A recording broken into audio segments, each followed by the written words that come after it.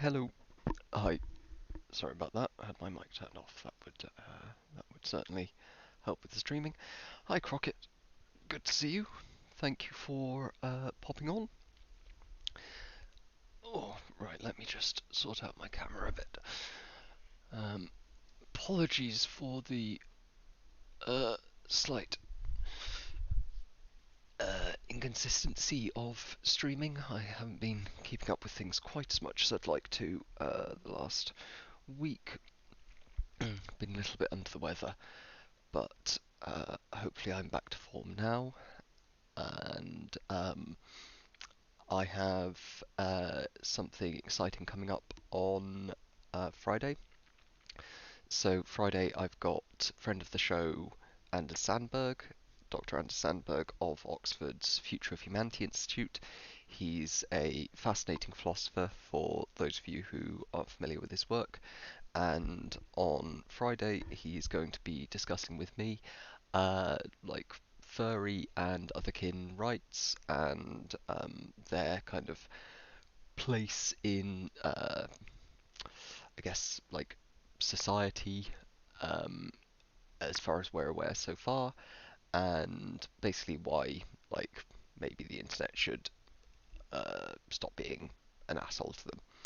Um, so he's a philosopher who works a lot in like the future studies, and he has some fascinating takes on these kind of emerging issues.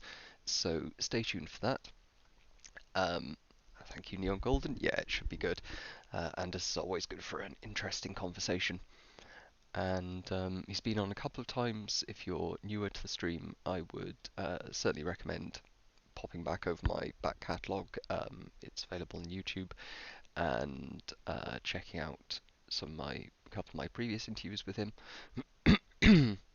He also helped me prepare for my discussion with Destiny a month or two back. Um, so yeah, today I don't have anything specific planned, but I figured since I missed yesterday's, I'd pop on and do a little bit of just, watching the news and commenting and see where the discussion takes us. Yeah. So first up, um, new Axios interview with Trump that promises to be interesting. So let's see, along with a reality check uh, throughout. So let's see how this goes. Oh, need to switch my audio. I never have the audio set to the right thing first time around. One of these days I'll learn. I'd love to. We're going to look. Let's look. And if you look at death, Let's look. Yeah. per, It's started to go up here's again. one. Well, right here, the United States is lowest in numerous categories. We're lower than the world. Lower than We're the lower world. than Europe. In what? In what? Take a look. So Right here. wait, he's looking at are those, I don't know if, whether he's getting the data from, but he's comparing. This is amazing. So they've printed off a graph where it's got, is that logarithmic? I'm not sure if that's even logarithmic. So presumably they've got like the entire world here, all of Europe here, and like the United States is doing better than, or maybe not. Maybe all of Europe's here. That might be all of Europe. I don't know. Anyway, it seems that he's comparing the the rate of death in the US versus the entire world cumulatively, which, a subset of the thing is likely to be smaller than the thing. That's In what? In what? brilliant. Take a look. Right here. Here's case death. Oh, you're doing death as a proportion of cases. I'm talking about death as a proportion of population. That's where the US is really bad. Well, Much worse than South Korea, Germany, etc. you can't do that. You have Why to can't go, I do that? You have to go by where, look, here is the United You have to States. go by You have to where go we by look the good. cases. The cases Why are not there. as a proportion of When we have population? somebody, what it says is when you have somebody that Yeah. where there's a case, Oh, okay. the people that live Sure. from Oh. those cases. It's surely a relevant statistic to say if the US has X population and X percentage of death of that population No, versus because you South have to Korea. go by the cases. Well, look at South Korea, for example. 51 million population, Oh my 300 God. deaths. This is... Seeing a president argue like this is the most baffling thing. Like, imagine any previous president going, no, no, you gotta look at the cases. No, you got to look at my statistics. Like, it's not like presidents have never used dodgy statistics before, by any means. But, Jesus Christ. Yeah, I haven't seen this one yet. Right, Crockett brings up, this. Before we continue, let's check this. Lean in. Beta. Oh god. The lean in meme is so great. It's like, it's You crazy don't compared to know other that. countries. I do, it's on You the... don't know it's- that. Why did he You think agree they're to this faking interview? their statistics? South Korea? I An won't get advanced into country? that because I have a very good relationship Yeah. with the country, but you don't know that. And they have Okay, so he's managed to not so subtly insult one of the US's major strategic allies. Great, okay, South Korea, you know, not like they're a minor. Jesus Christ. Maybe they're faking it all. I'm not going to get into that. They're good friends. I'm not going to get into that. Just going to subtly imply it. spikes. Look, here's Germany, low, here's 9,000. Here's one right here, United States. You take Anyway. the number of cases. Okay. Now look, we're last, meaning we're first. Last, I don't know We what have we're the first. No, zoom in, cameraman. Take a look. Cases. Okay. Now look, we're last. What's he? I'm sure someone will sharpen that up. Meaning we're Oh, first. hey, last I don't know username, what how's it we're going? first. As a what? Take a look. Okay, Again, it's I just- cases. Okay. And we have cases because mean- of the testing. Oh, last South Amer- username. Good to see you on the panel the other night. I very much enjoyed that, and honestly, you were the only one of the righties who was like interesting and coherent. So yeah, I really enjoyed that. I thought you contributed very well. Americans are dying a day, but I understand on cases it's different. No, but you're not reporting it correctly, Jonathan. I think I am, but If you take a look at this, Sorry, I need to see that again. it's different. no, but you're not reporting it correctly, Jonathan. I think I am, but If you take a look at this other chart, I think I am. But look, this is our testing, I believe. This is the testing, yeah. yeah, we do more tests. No, wait a minute. Well, don't we get credit for that? And because we do more tests, we have more cases. In other words, we test more, we have, now take a look. No. The top one, that's a good thing, not a bad thing. But- The top, Jonathan, If hospital oh, rates he is citing Our World in Data. So you know, congratulations, Oxford team, Our World in Data team. You're getting, despite the fact that you're fake news half the time, you're also getting cited by POTUS.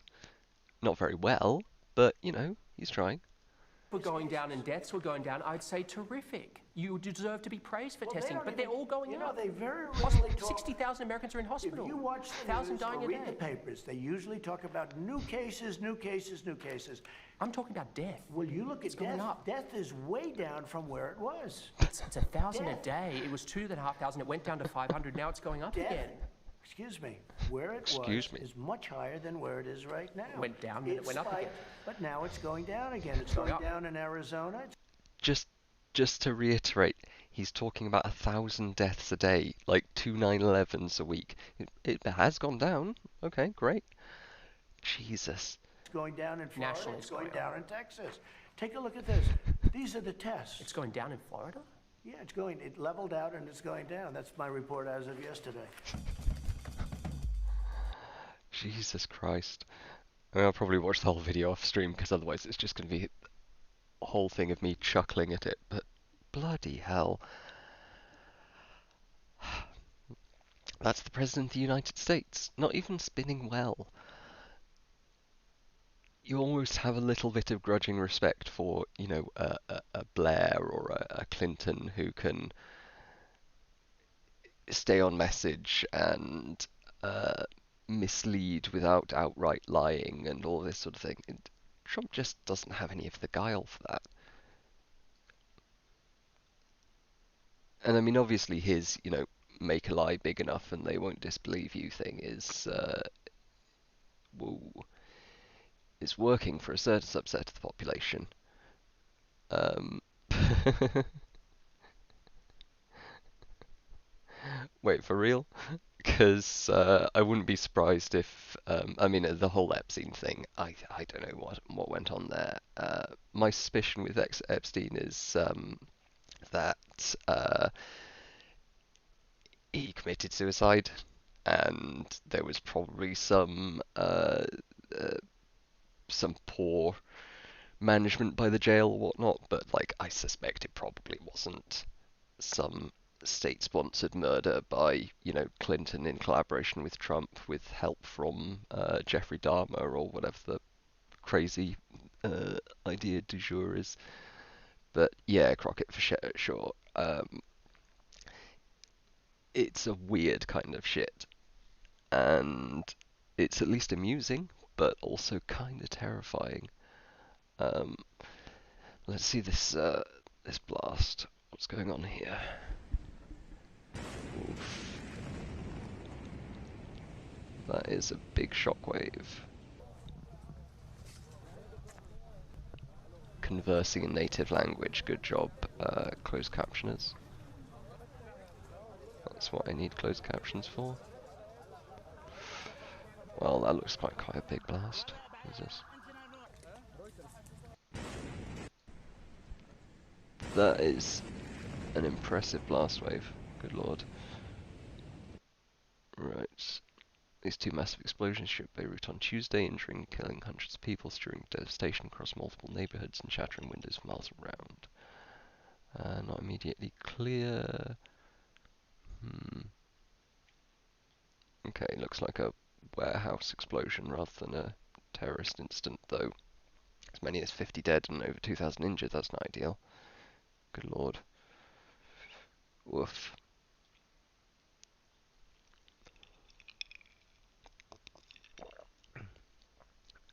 Potential weapon storage site. I mean, that would explain why it was a high velocity blast, because you don't see a shockwave like that from just the average fireworks factory explosion.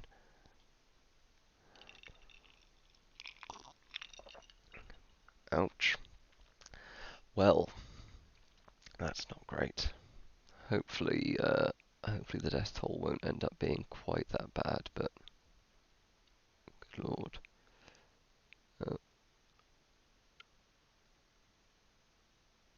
Well, let's see. There's no national testing strategy for coronavirus. States banded together to make one. Okay. I mean, I thought the states already banded together back in like 1776 or whenever. Well, no, the states didn't come together in 1776, I don't think. Some American told me when when the Continental Congress thing happened. But whenever it was, I thought the states previously banded together, making a federal government, but I guess not. They're going to start making sub-trade pacts. We'll have a little free trading block of Cascadia and, the Greater Texas open trade zone and whatnot. The absence of national testing strategy for the novel coronavirus pandemic, state governors formed a first-of-its-kind purchasing compact they hope will pressure companies to make rapid detection tests that quickly ramp up production. Okay, interesting. I mean, a purchasing compact is a big part of what the NHS does, and more broadly what, the advantage of single-payer medicine is often purported to be. You get big economies of scale because you've got lots of organisations all negotiating together rather than lots of organisations negotiating separately, so they can collectively bargain for better prices and whatnot, which seems to work in many countries with single-payer system, at least compared to the US, which has very high drug prices. though the cause of US high drug prices is probably a bunch of different things that I don't claim to fully understand. But if Virginia, Louisiana, Massachusetts, even Michigan, Iowa, uh, Idaho, in addition to Maryland, are going to band together, then that could save them some money, improve coordination. I mean, obviously, this is all stuff that, like, one would hope that some kind of health services agency run by an overarching government would take care of, but apparently not. Cause of high drug prices is the government letting capitalism do its thing undisturbed. Mm, Partly, maybe. Um, like, it's complicated in the US because it's definitely not just completely undisturbed capitalism, um, or it's not a undisturbed free market in the US healthcare system. I'm not going to wade into this with the pretense that I'm some kind of healthcare economist or anything.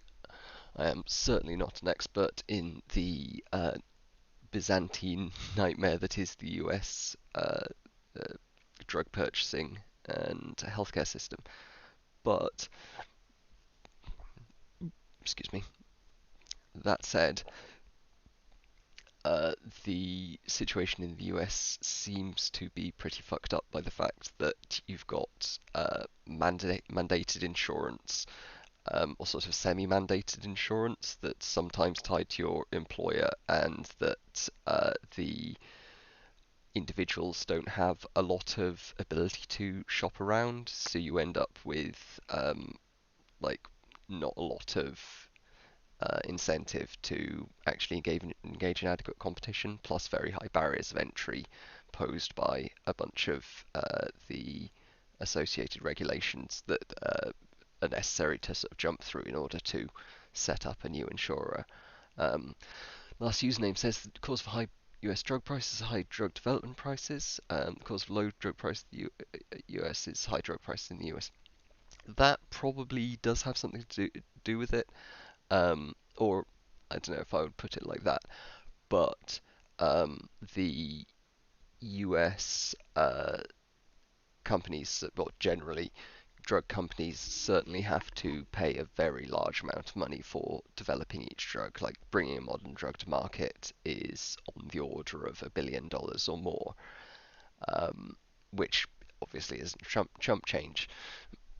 And they do make up a fair amount of that development cost by charging initially quite ridiculous prices in order to make as much money as they can during the patent period.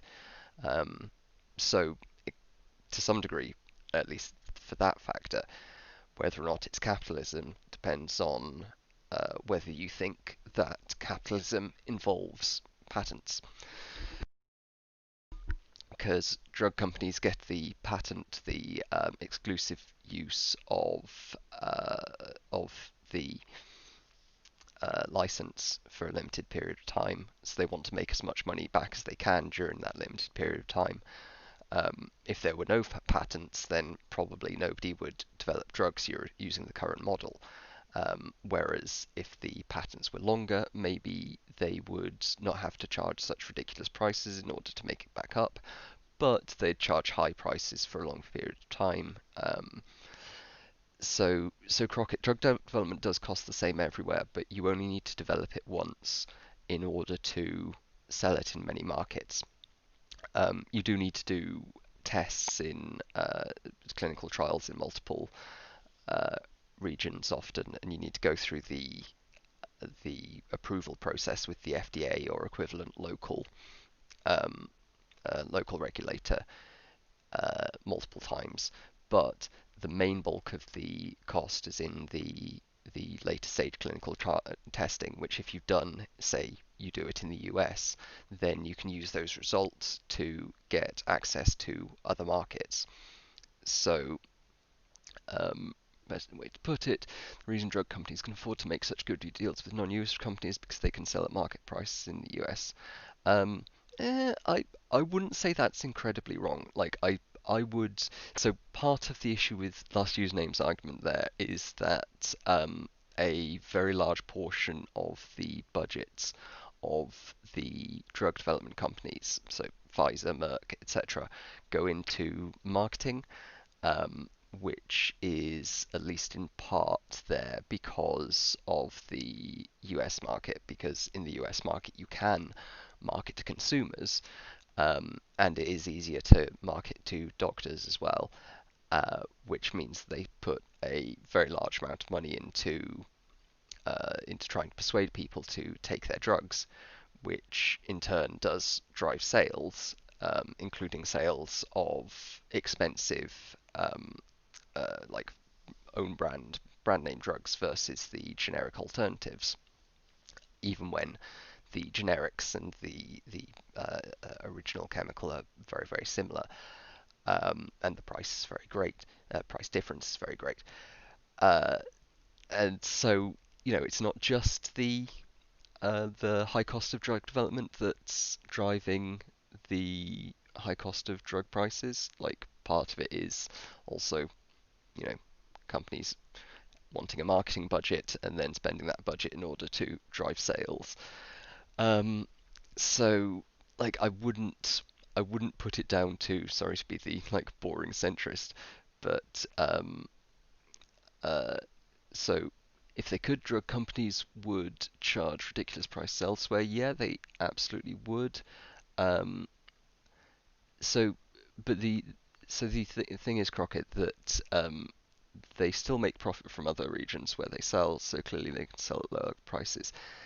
They can, if we ignore the marketing for a moment, if we assume that the majority of like drug company uh, costs are drug development, they only have to develop it once. As long as they can cover the cost of development with, say, the US, then anything else, any other countries they can sell to are gravy. But those countries alone might not be able to sustain the cost of developing the drug in the first place. Um, uh, do you realize there are drug companies that don't operate in the US? There are some, but there aren't many. At least in terms. So just to clarify, when we're talking about drug companies here, we're talking about the companies that develop the drugs. Companies like Pfizer, Merck, Johnson Johnson, etc. These are these put a very large amount of money, like say billion or more per drug, into research and development. There are also lots of companies that do manufacturing and will just manufacture drugs for the large ones, or just manufacture generics that will, and they're located all over the world and often just sell locally. The big drug companies, Merck, Pfizer, etc., they are all international, and I'm pretty sure all of them will release all the drugs they can in the US because the US is the most valuable market. Um, so it's certainly plausible. Again, ignoring the fact that they do spend a massive amount on marketing, and the US has a bunch of weird shit in this market, but it would be plausible that the drug companies need the US's market, or need the very expensive market to make back their development costs, and then they can afford to sell it because the marginal cost of producing each unit then is negligible. Generic drugs are so cheap because it's very, very cheap to actually do the chemistry and produce the drug. All of the cost is, or almost all of the cost is in that very, very expensive development process. So like once they've developed it, they may as well. It's like with say a Steam sale with video games, because this is Twitch, so we would make a video game analogy. It's fine for a company to have a Steam sale a few months after release and sell the game for like 10% of what they sold it for initially, because they've already made back their development costs on the first few days of sales where it was full price. Um, uh, all right, by that logic, shouldn't drugs like insulin, which have already been developed, be cheap? Insulin is extremely cheap. You can get very cheap insulin in the US. The issue is that the insulin that you can get really cheap is not that great.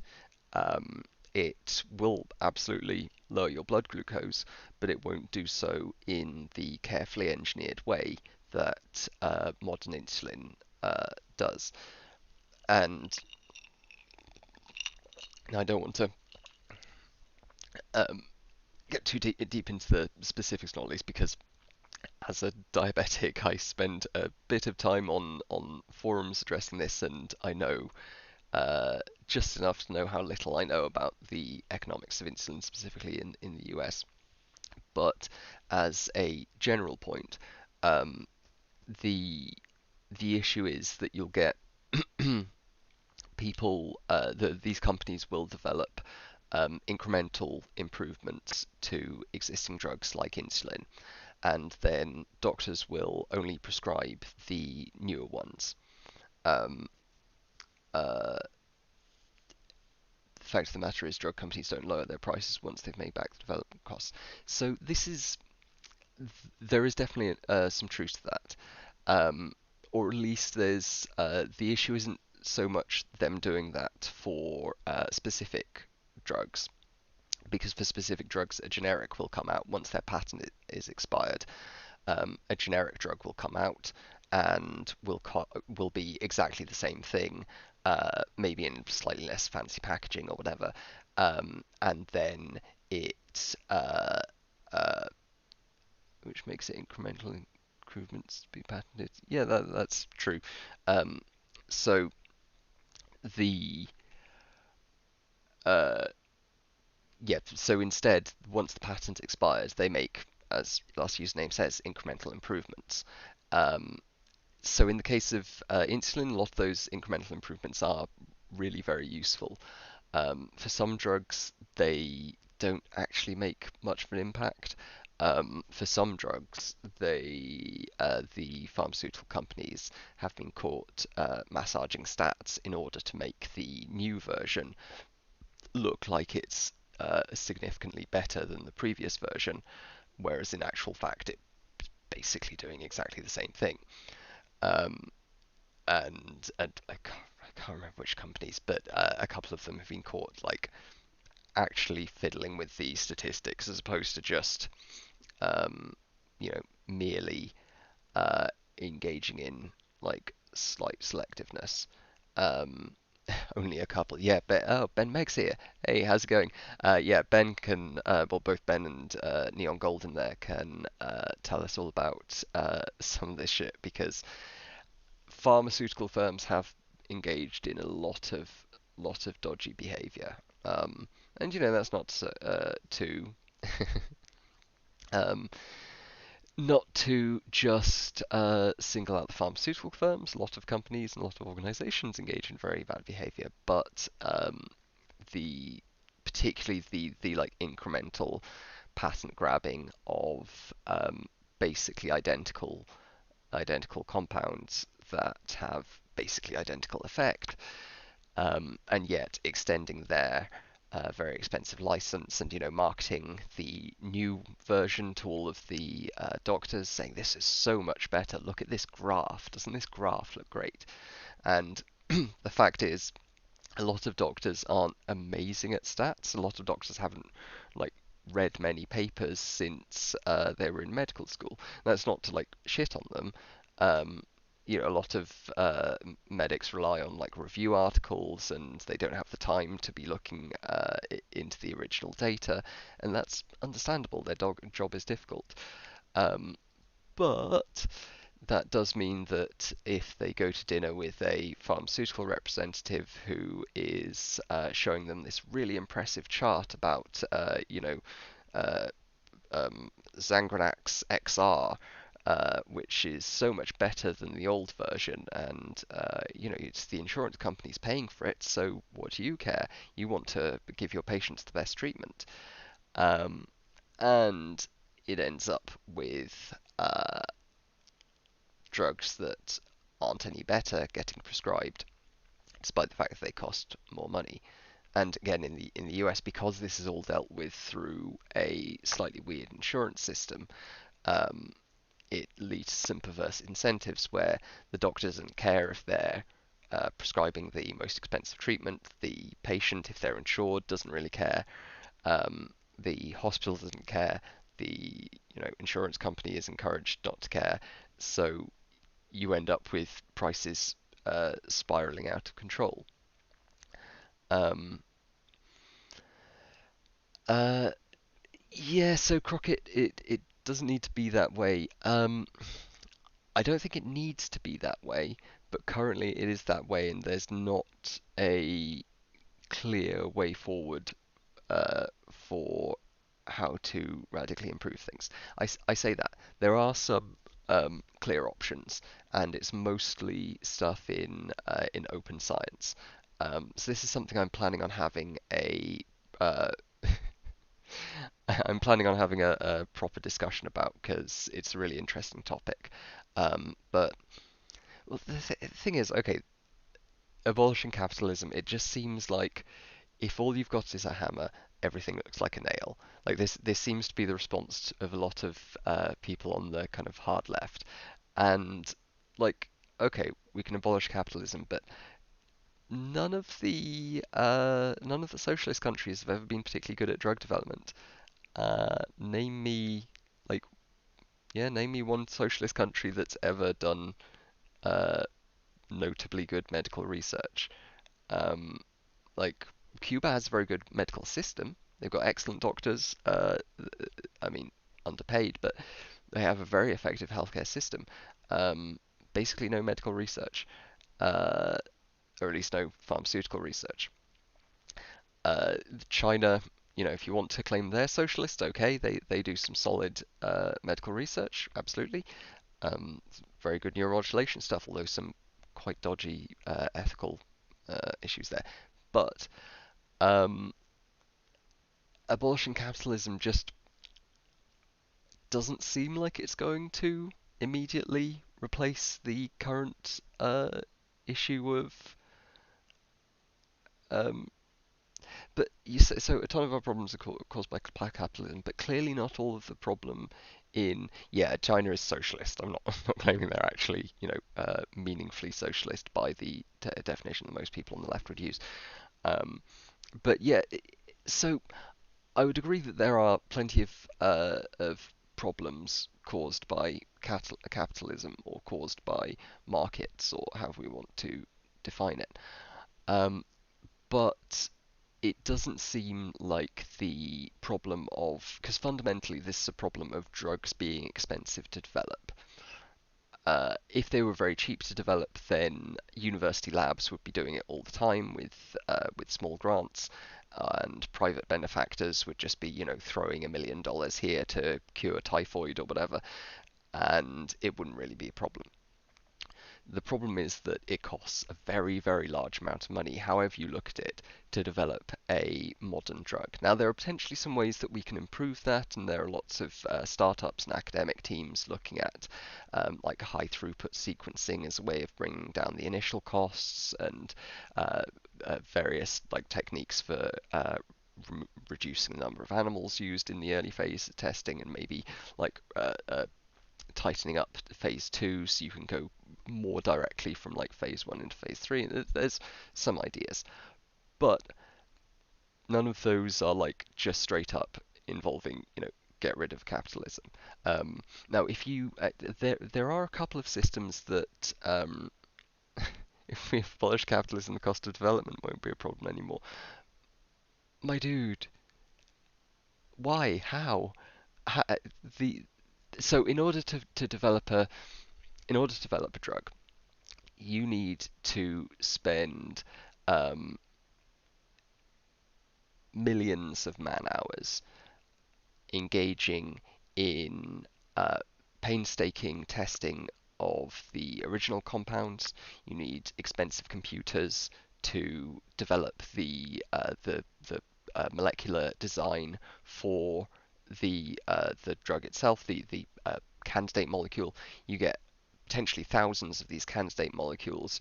You put them through screening in cell cultures, screening using robots often that were developed as a result of the economic pressures on drug companies to develop these high throughput robots probably wouldn't have been developed without at least some form of market-based incentives.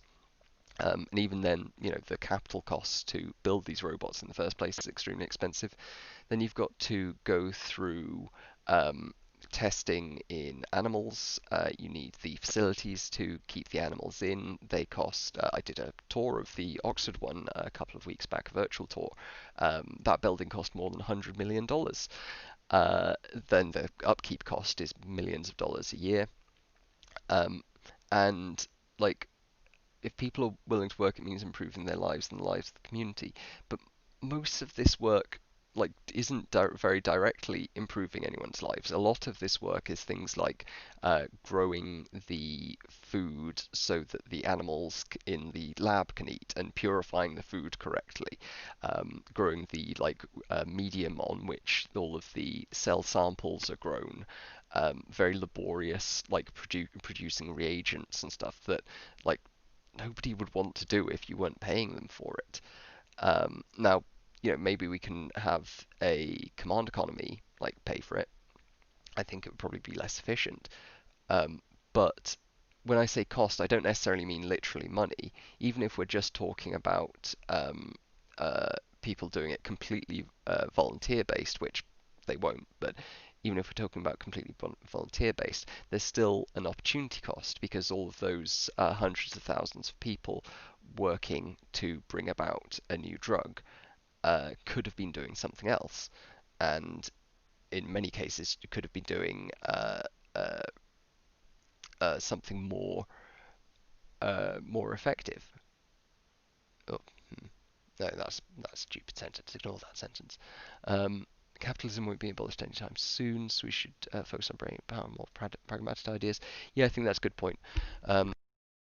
Like, we might want to get rid of capitalism. I don't personally want to in the near future, but longer term, I'm absolutely open to alternative options. But in the meantime, people are dying of a whole range of very unpleasant diseases, and if we don't have some form of drug development process, then not many people are going to live to see the glorious day of socialist utopia. That said, okay, Crockett, okay, millions of people dying due to capitalism every year. I would disagree, but without getting too sidetracked, one solution you might be interested in is is potentially a bit more like centralized and reduces the perverse incentives of profit in drug development, is a prize-based system. Oh shit. Okay, yeah. Everyone check out that link from Ben Meg. I remember that Tamiflu data story, and that was not good. Um, so I mean, I would take issue with that, Crockett. But staying on focused on the drug development point, one kind of intermediate solution is potentially having, say, the government or private organisations, benefactors, whoever, offer very large prizes for whoever develops a drug that successfully does X. So you have objective standards that are set up beforehand, and ways of testing it so that the companies can't game the system, and that like pre-registration, that idea of saying what you're going to test before you do it. That's a fairly core idea of open science that Ben and Neil Golden in chat tell us about. But so you set up a big prize and encourage the companies or whatever organizations to develop something that will live up to those standards. And part of the prize includes a X Prize includes, a tiered system. So if you get past the initial round, you get some extra funding to continue development. And then once development is complete, you license the drug for free. You just let everyone, all generic manufacturers make it. And okay, I'm gonna have to take you up on that, Crockett, because yeah, what last username says. There were a lot of starving people before capitalism. If in fact, so capitalism hasn't been going that long, depending on how you want to define it. But uh, I mean, when was Adam Smith around? So yeah, like the 18th century. Um, so oh, what am I thinking of?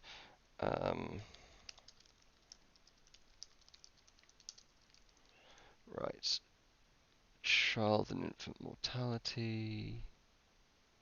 Let's have a look. Orwell and data. Uh, why is that not going back further? I want to see like long-term historical trends, not infant mortality rates. There we go.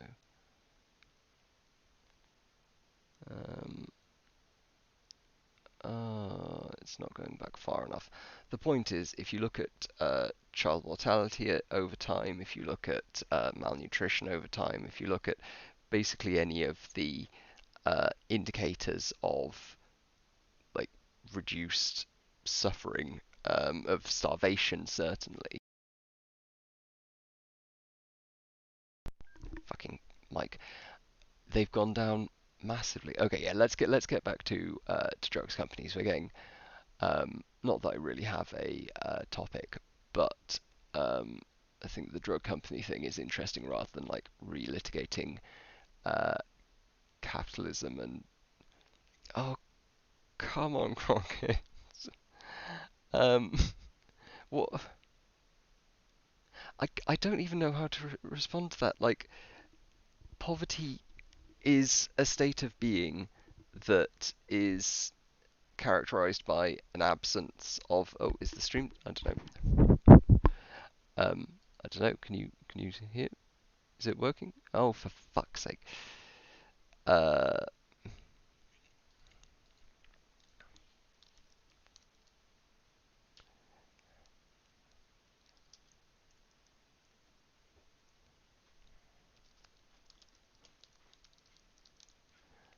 uh, ah,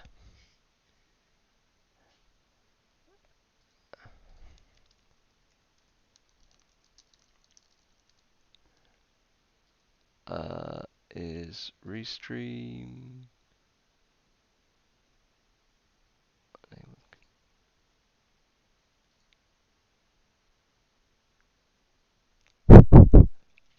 Hello.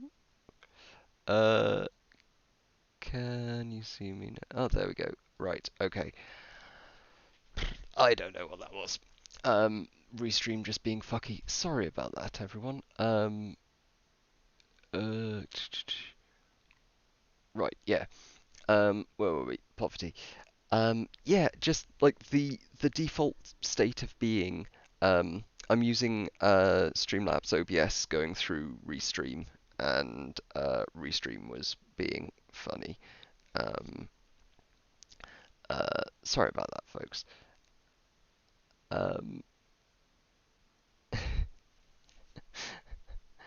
yeah, like poverty is kind of the default state of being in nature. Like think things have historically throughout human civilization and previous civilization been pretty shit.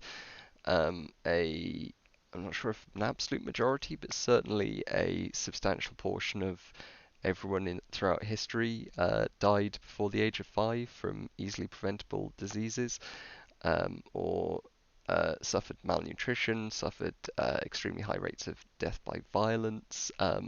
There's all kinds of unpleasant things that are the typical state of being of mankind. And it's only over the last few hundred years that we've really lifted ourselves out of that. Now, some people argue that that's entirely due to markets. I'm not sure if it's just due to the proliferation of inclusive markets, but sorry, can people hear all right? Um, but Crockett, a lot of those. Okay, so do you think it's just advances in medicine and science that have given rise to like world trade, to world markets, to international trading of foodstuffs, to the the entire economic system that provides? I guess you would argue that it doesn't actually provide adequate. Um, yeah, like I would agree with Amy there that there's reason to criticize the current system, and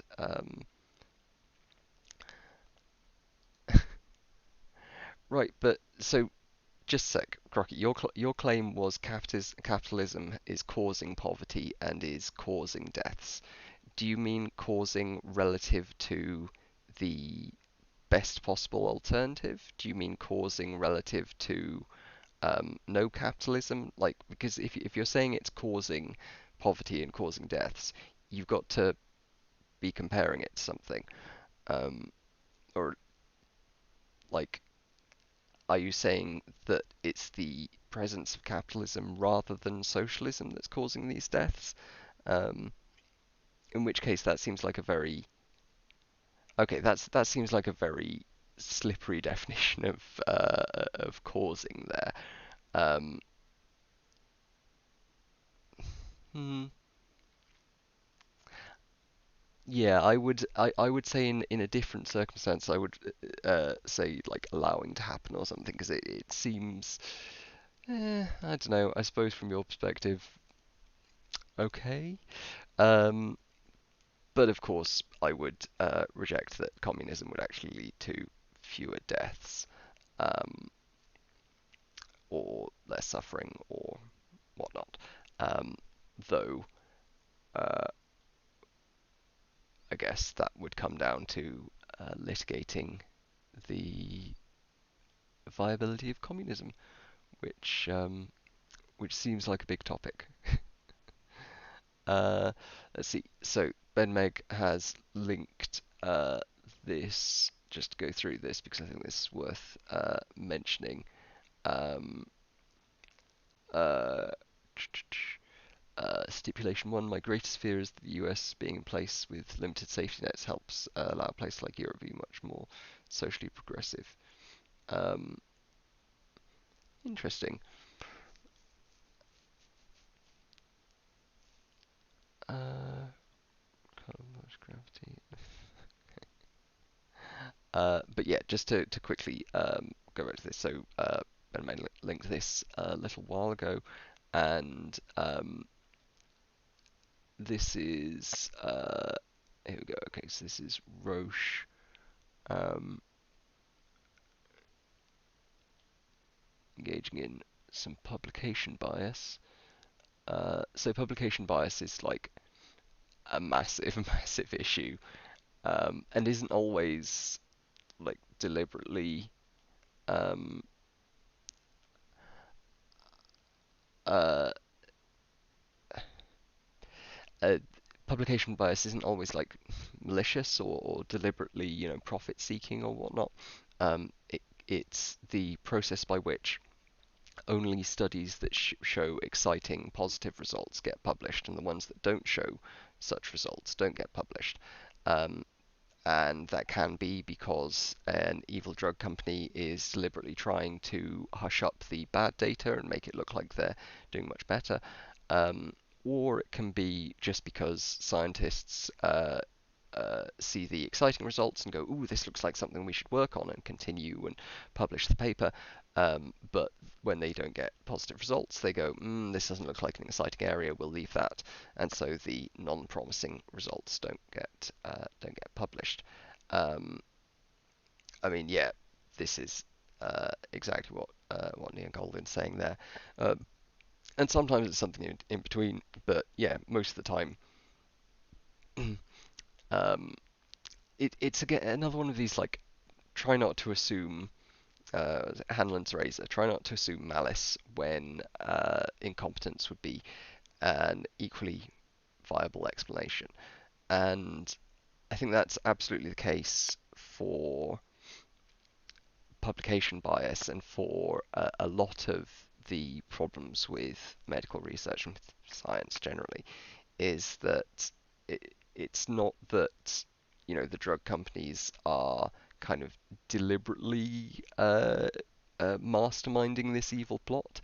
They're just taking advantage of existing currents and biases in order to make a buck, and it's bad, but it's not necessarily this kind of evil scheming executives kind of thing. Sometimes it is, occasionally it is, but usually, uh, yeah. Sorry, oh right, I hadn't seen that. So Ben Meg's saying that in this specific instance, as I said, there's multiple different types of publication bias. In this specific instance, not only were they not actively publishing the negative data, but they were deliberately holding it back, which is uh, and by withholding, they broke no laws because the current health regulation system is apparently not really up to the task. Okay, let's check out this meme website, Capitalism Death Toll. Um, Capitalism's Death Toll, okay. Does not include World War One, World War Two, the actions of Nazi Germany. I would hope not, because Nazi Germany definitely wasn't the fault of capitalism. Warfare. Okay, so I mean, drone strikes. That's not just capitalism, but okay, let's give you that. I guess. Because oil, sort of. I mean, everyone needs oil, and it's not like the Soviet Union was super lovely about resources, but okay, okay. I mean, in fairness, comparing things to the Soviet Union, that's not a great standard. Um, Syrian civil war. I'm not sure how the Syrian civil war is entirely capitalism's fault. Spanish civil war, come on, come on. How is the Spanish civil war capitalism's fault? Greek civil war, okay, I guess. NATO intervention of Libya. I mean, that was at least done by capitalist countries. US-backed government of Sri Lanka. Um, 10 uh, US-led war on drugs. I mean, this just seems to be like listing bad foreign policy stuff rather than this is just bad stuff the US has done. Which, like, some of which I think you can probably make a decent case is primarily economically driven. Um, like trying to control oil, the interventions in Iran. Okay, okay. Um, uh, oh, Kartik 1401. Hi from India. Hello. I'm glad to see I'm getting a very international audience. Um, okay, so warfare. Right.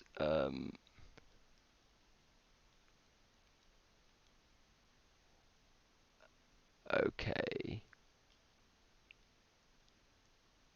We're.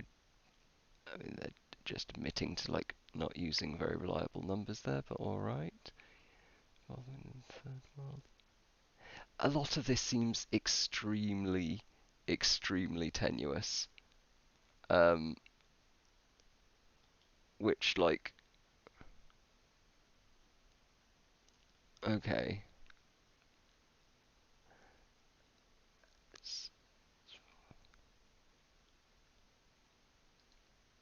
35.2 million deaths from subjugation and exploitation of the Indian subcontinent. What's the source on this?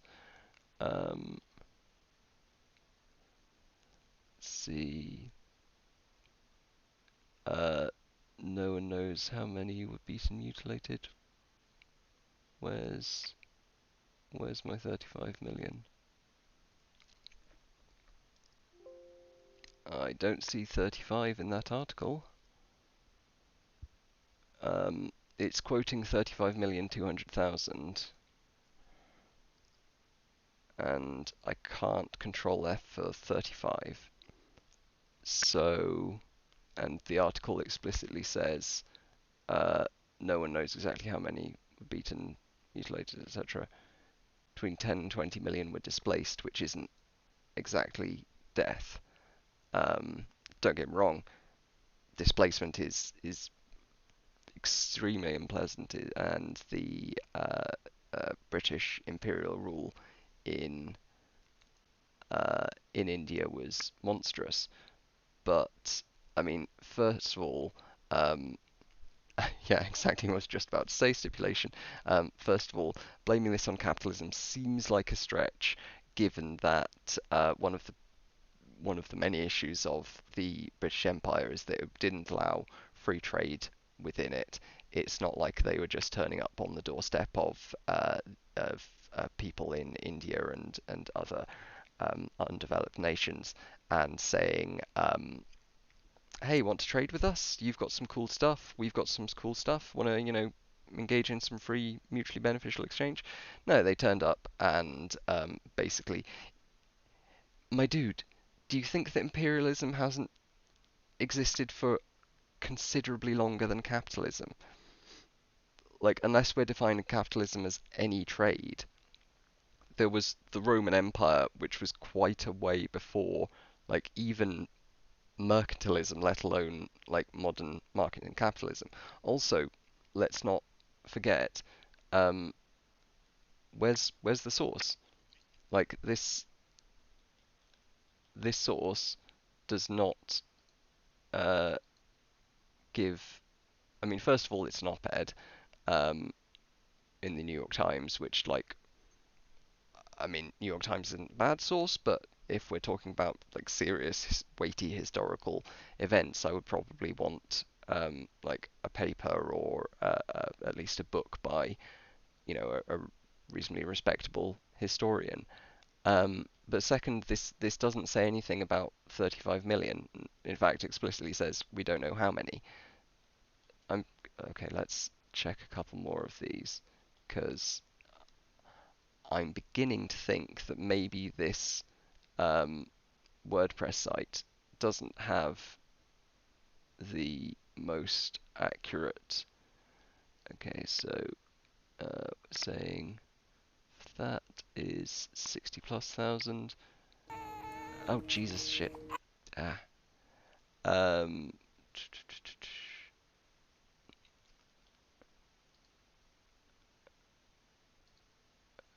Okay. Like, maybe it's helpful if you define what you mean by capitalism, how this relates to current implementations.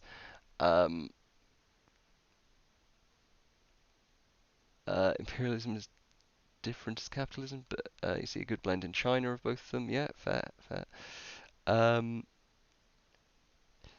By capitalism, I mean a private ownership of the means of production. Okay. I mean, by that definition, Crockett, would you call, say, the Roman Empire, or I don't know, feudal, like, European nations, would you call them capitalist? Because when I say capitalism, I mean partly the private ownership of sorry, the means of production, the private ownership of most property, but I tend to mean uh, the ability to engage in free exchange between individuals with minimal interference from uh, the state and with some degree of protection of private property rights. Um, so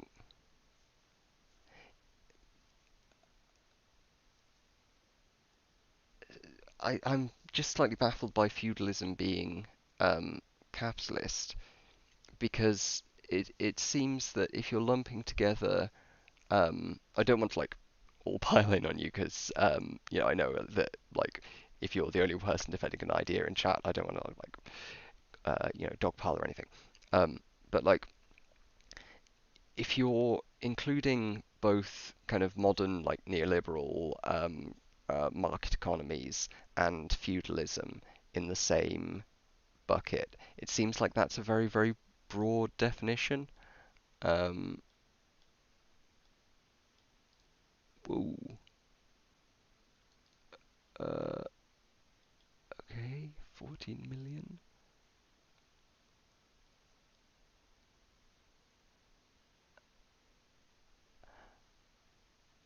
Uh, yeah, like I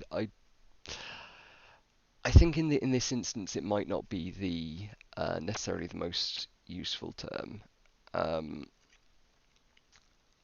and I will have a little bit. Um, okay, let's just quickly look up uh,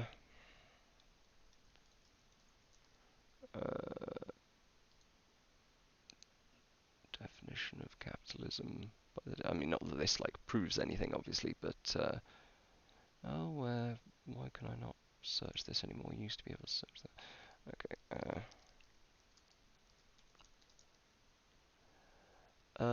Economic and political system in which countries, trade and industry are controlled by private owners for profit rather than by the state. So yeah, I think that lines up reasonably well um, uh, lines up both our definitions to some degree, but I don't think that that would include feudalism though, unless we're saying that feudal lords are non-state actors.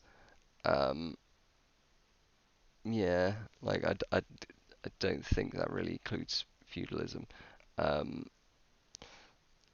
at least by my understanding of that. Um, and feudal lords are the capitalist caste of their time. Well, would you not say that feudal lords are part of the state though, because they wielded the monarch's authority? They had the ability to try crimes, to convict people. Um, I believe they had the power of execution as sanctioned by the monarch. Like, just sort of saying they're the capitalist class, I don't know, that doesn't seem particularly satisfying. I would, I think feudalism is just a different system altogether, really, rather than trying to fit feudalism as being capitalism in order to make capitalism look worse. I'm not sure. Um, but yeah, I suspect that well, I suspect that a lot of these stats are going to be somewhat questionable. Um, like, yeah, if you're trying to lay the blame of all of the horrors of colonialism, which this list is certainly doing, and which most of the really high death count stats here are. If you're trying to lay all of that at the door of capitalism, then yeah, capitalism's pretty fucking bad. Uh, but I think that maybe imperialism can be reasonably considered to be distinct from and sometimes overlapping with capitalism rather than exactly the same thing as capitalism, because imperialism has been undertaken by many uh, nations, countries, organizations that weren't in any meaningful sense capitalist. I mean, Crockett, I know you're not defending the Soviet Union here, but the Soviet Union was pretty imperialist. Um, Many feudal societies have been, many pre-capitalist societies by any reasonable definition, like ancient Rome. Um, Ancient Rome was probably more capitalist than medieval, like feudal Europe. Don't know. Um, feudal was more like MS-13, yeah. Um, uh, that's the point. Is MS-13 capitalist? What economic system does MS-13 and the major drug cartels have? Um, uh, what's the difference between pay my taxes or I will cut off your head and give me the majority of the surplus value of your labor or starve on the street? Well, first of all, I think there's a unless we say that acting and failing to act are morally identical, which if we do, then okay, but you need to bite a whole bunch of bullets on that one. Then my allowing you to starve versus my literally swinging a sword are quite different actions, even if they result in very similar outcomes. Um, Second, the like starving on the street, that's pretty much the default state of humanity. Um, Capitalism letting people starve to death isn't failing to act. A lot of people starved to death before capitalism, and if it weren't for global markets, if it weren't for uh, the ability to distribute food across the world and for industrialized agriculture, then a lot more people would starve. Um, I don't know if you've noticed, but there haven't been any like really massive famines for quite a while. And the frequency of them, I mean, just look at the frequency of these things. It wasn't solely, even solely imperialism causing all these famines. A lot of these famines, most of these famines probably, would have occurred anyway. It was just that imperial policies made them substantially worse. I mean, like the Holodomor, which I think was probably a genocide committed by the Soviet Union. Um, it would have been a famine otherwise. It's just that similarly the Bengal famine, there would have been food shortages otherwise, and probably some people would have starved. But in both cases, an imperialist society made the whole thing a lot worse. I'm not sure if the Bengal famine was genocide. It was certainly fucking bad and largely the fault um, of imperialist UK. If starving people to go into the supermarket and take themselves food they need, they're punished for it. That's, I mean, that's not a super compelling argument, not least because in practice, the people who most need to be able to like go and steal things generally don't live near to supermarkets. I don't know, that's a bit of a picky point, but um, like there aren't a lot of people in the US or in the developed world who are starving. Most people in food poverty in the and this isn't a very good argument because you could argue that, well, what if they go and steal more nutritious food, which is necessary for them to avoid health problems? And yeah, so that's not a very good argument on my point. Um, people's death. Um, so I guess, what do you think would happen? Uh, it's kind of hard to have a debate over this. Um, Crockett, do you want to come on chat sometime and chat about this? Because it's a bit difficult having a conversation over kind of voice and chat. Um, oh, I'm getting a little bit tired out, so it might have to be another evening. But I'd I'd love to like have a proper, back and forth voice chat with you. And if you're up for it, no pressure at all. I don't at all think any less of you if you don't want to, get up and chat in front of people. That's absolutely fine. But if you'd like to, you're oh, no worries, no worries. Um, that's fine. Yeah, I know some people just aren't a big fan of doing voice stuff. Um, but yeah, I think oh, sorry, I might get off imminently, but I am planning on reading Conquest of Bread, um, which I believe you recommended.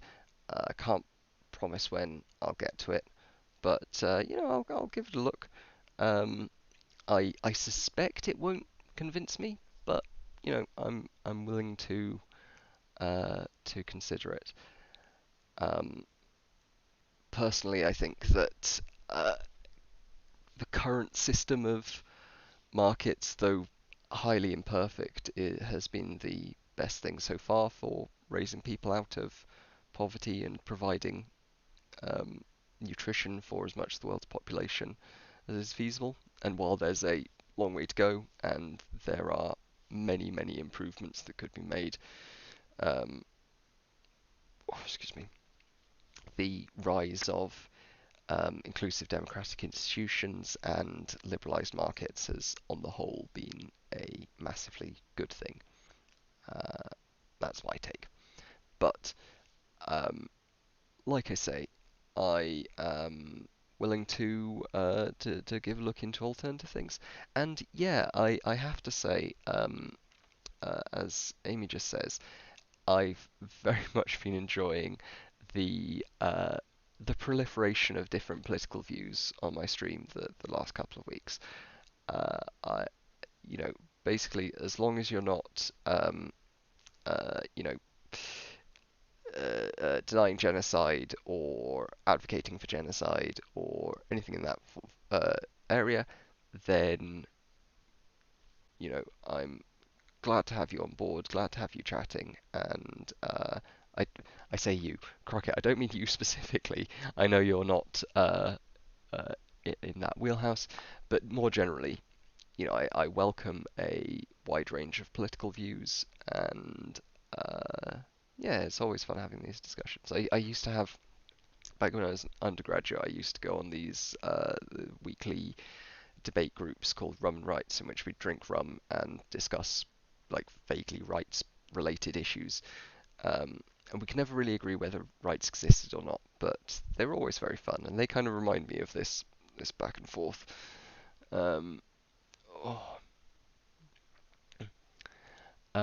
so employed when I was just working under contract, I still think given the majority in tax. How much profit did the person you're working for make for your labour? Um, Well, they probably made a more profit than they would have otherwise by providing Infidel 072 with the tools with which to. Sorry, I said I'm going to get off. Otherwise, we're just going to go back down into the same direction. Um, but we should continue this. And yeah, absolutely. Congratulations on the move, last username. I enjoyed you just chilling in front of the laptop on stream the other day. That was really cool. Uh, and awesome. Yeah, I would be well up for that. I'd uh, maybe I'll have to do a session of debating capitalism with Crockett, in which I defend markets, and then a session of debating it with last username in which I defend the state. Centrism. Right. So yeah, thank you very much, everyone. I'm sorry I haven't been quite as active this last this last week or so. My health's been a bit crap, um, and honestly, I was a bit anxious about coming on this evening, but I've really enjoyed chatting, and I've actually, yeah, the Crockett and last username, you can then team up on me over the existence of the state, because I'm a filthy statist these days. Oh, 18-year-old me would have been so grumpy at current me, but you know, I would tell him that I have hopefully responded to evidence to update my views to something a bit close to the truth, and he would probably call me boring. He wouldn't say boomer because boomer wasn't a common term then, but he would mean boomer. But anyway, yeah. So as I was saying, thank you very much everyone for making it fun and for just it's really nice to be able to like chat with you all in chat and have a bit of a back and forth. Oh, sorry, my stomach's being a pain and about to say a pain in the ass. It's not being a pain in the ass. It's being a pain in the superior anterior region to my ass, but it's being a pain in the stomach. Uh, anyway, yeah, you have a nice day too, Crockett. Thank you very much. Um, Infidel072, thank you for following, and once again, thanks to all of my subscribers. Um,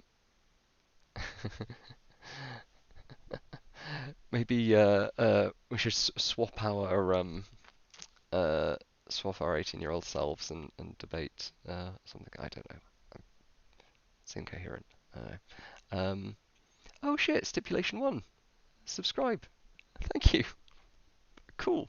I appreciate that very much. That's a really lovely little way to say goodbye. So yeah, I'll be back hopefully tomorrow. So since I've got a few you here just to go over housekeeping stuff, tomorrow,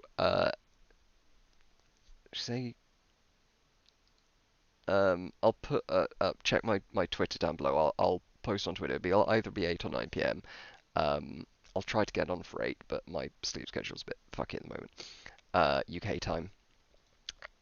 I will just be hanging out and chatting. But then Friday, I have friend of the show, Professor. Is he a professor yet? Shit, I think he did get a professorship. No, he's gotten a position at Parks. Anyway, it doesn't matter. Doctor, at least, Anders Sandberg, who is a philosopher and kind of natural philosopher at the Future of Humanity Institute here at Oxford, and he will be discussing with me why furries and other kin are okay and providing an ethical defense for them. Which I'll probably mostly be agreeing with him on, but if you want to come and ask a like genuinely quite notable Oxford philosopher about furries and other kin and stuff like that, then join me then. And Anders is great. Check out my YouTube, and I've got some videos chatting with him about colonizing the universe, and also preparing for one of my discussions with Destiny. And Ants is just generally wonderful. So probably 8 p.m. UK time, which is 3 p.m. US East on Friday. Come watch that. It's going to be good. And yeah, find out why the furries are alright. So yeah, also find out what noted Oxford philosopher Anders Sandberg's fursona is. He told me over email, so you'll get to find out then. Yeah, right. Well, thanks again. Tartar, everyone, and thank you very much to Stipulation 1 with that very unexpected but nonetheless appreciated Prime subscription. That's really cool. And thanks to all of my subscribers and all of you watching. Whether or not you've subscribed, thanks for being cool. And yeah, ta-ta. Have a good evening. Or afternoon, or whatever time. Time zones are stupid.